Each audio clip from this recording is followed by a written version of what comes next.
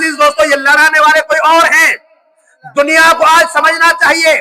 ہم تو سمجھ چکے ہیں جب سے انقلاب اسلامی جمہوریہ ایران آیا ہے، اس سے پہلے سے ہم سمجھے ہوئے ہیں. اب دنیا والوں کو بھی سمجھنا ہوگا نہ ہم کو لڑانے والا نہ شیعہ ہے نہ سنی ہے، بلکہ ہم کو لڑانے والا یا امریکہ ہے یا اسرائیل ہے.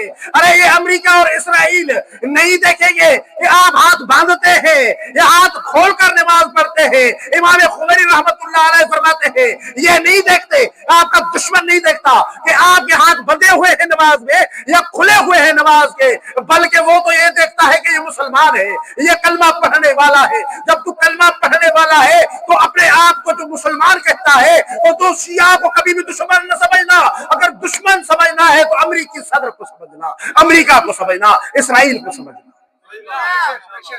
اس نے تمہیں نام دیا، اس نے قسم کھائی ہے. آج بھی جا کر سوشل میڈیا میں دیکھ لو، آج بھی سوشل میڈیا میں دیکھ لو جا کر کہ وہاں پہ کیا کیا بکواس کی جا رہی ہے مسلمانوں کے خلاف. لیکن اے مسلمان، تو نہ جانے کس فکر میں ہے، تو نہ جانے کس خیال میں ہے. تجھے متحد ہونا ہوگا.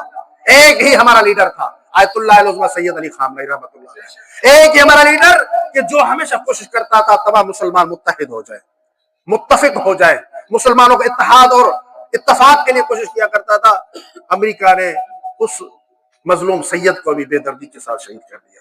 ایسی حالت میں ماہ رمضان میں روزے کی حالت میں قرآن پڑھتے ہوئے رہبر معظم کو شہید کیا گیا.